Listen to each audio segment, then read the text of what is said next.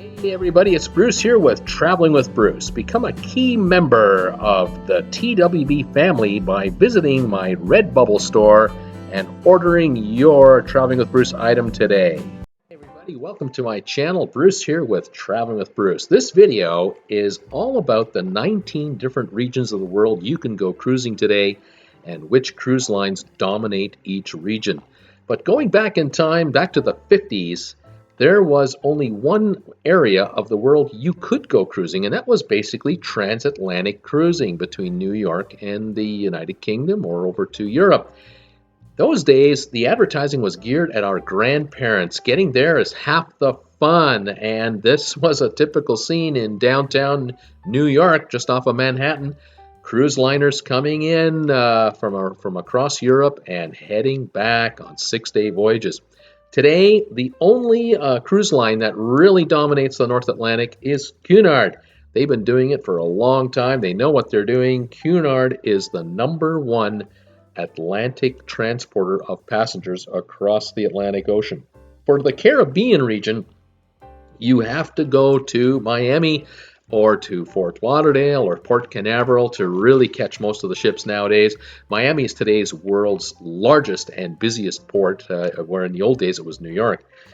Carnival is the #1 carrier to the Caribbean for cruisers today. They cover all the regions down there, the Eastern Caribbean, Western Caribbean, over to Mexico. Carnival also is the #1 carrier of passengers for the Mexico region. So we're talking from Florida, from Galveston, other ports into Mexico, also from Long Beach, California down to Mexico as well.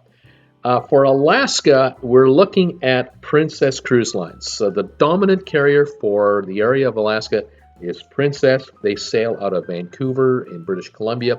They sail out of Seattle, and then they visit Ketchikan, Juneau, Skagway, all the different ports, and they've been doing it for quite some time. Of course, Princess is a cruise line owned by Carnival. Over in the in Panama Canal, same thing. Princess is the dominant carrier for the Panama Canal. They have more ships going through the canal than any other cruise liner, more passengers. And so if you want to sail between Florida and LA or vice versa, Princess is the #1 carrier of passengers through the Panama Canal. Now, over in Europe, there's a carrier there known as MSC. MSC is the #1 carrier of passengers for the Mediterranean, so all of the ports from Barcelona over to Athens, throughout Venice. South America, MSC is #1.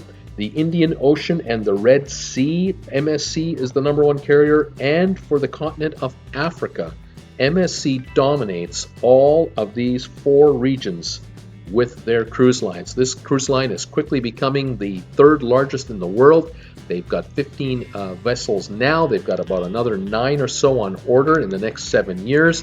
And some of their ships are going to handle between passengers and crew over 7,000 people per ship. So this is a up-and-coming line, has been coming on for over a decade, and they started their dominance in Europe, and they're spreading out. Aida Cruise Lines, which is also owned by Carnival, by the way, is the #1 carrier for Northern Europe. So if you want to sail in the Baltic region of Europe, you're going to go on Aida Cruise Lines. Also, the Canary Islands. That would be Europe's version of the Caribbean. A lot of tourists want to get away to warmer weather in the winter. They head to the Canary Islands, the Azores.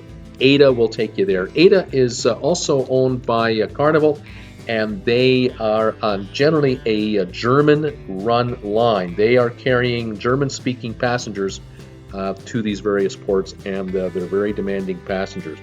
Costa Cruise Lines is actually owned by Carnival and is very prevalent in the Mediterranean, but they're the #1 carrier of passengers in the Asia-Pacific area, which I find surprising. That I don't think is going to last much longer because a lot of deals are being made, a lot of alliances are being made in China between carriers and Chinese-based corporations, and I think it's only a matter of time before Costa really backs out of there. Carnival has teamed up with a Chinese-based entity to increase their presence there.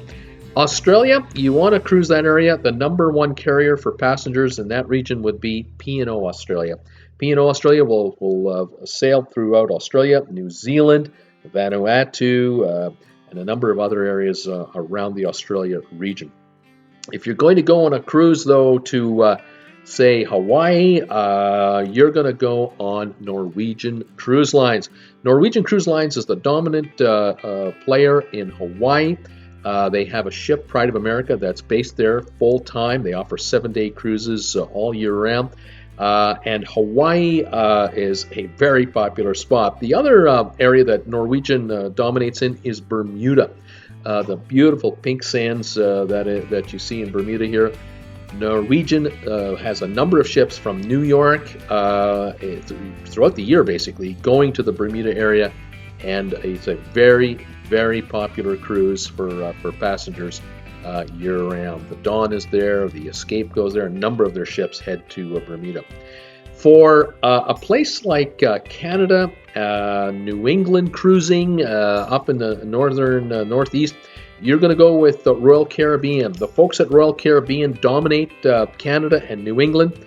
They go to Bahama, Boston. They go into Canada to Halifax, to St. John's. They go to Prince Edward Island. They sail into Quebec City, up to Montreal along the St. Lawrence Seaway. It's a seasonal run.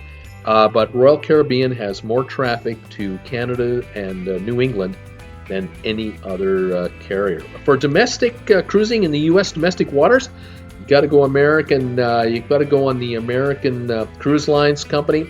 They have the big paddle wheeler, the American Pride, but they also have more conventional-looking ships. These are under construction. These are very similar, somewhat similar to what they look like in Europe in a way, or in China. Long and narrow, and they will ply the rivers of the Mississippi and also head over to Portland along the Columbia River. American Cruise Lines. For cruising to exotic locales like the area of Antarctica, you want to catch up with some penguins, you're going to go on this cruise line right here. It's Hurtigruten from Norway, I believe. This is a Baltic liner. These ships are designed for this type of terrain, this kind of waterway. They can handle light ice flows. Certainly won't tackle heavy-duty ice flows, but these ships are tough and they're climatized for the cold weather, and they can handle anything.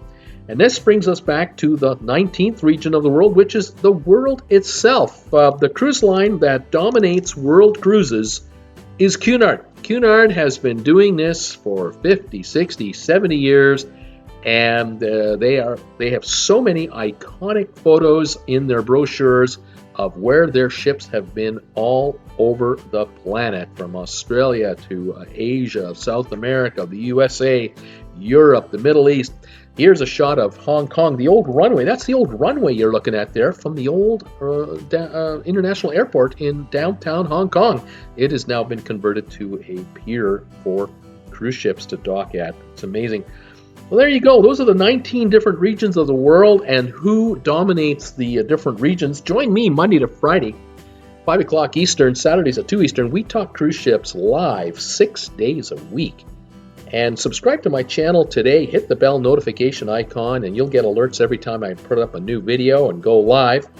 And I look forward to seeing you on my live shows. Have a great day, everybody. See you next time. Bye for now.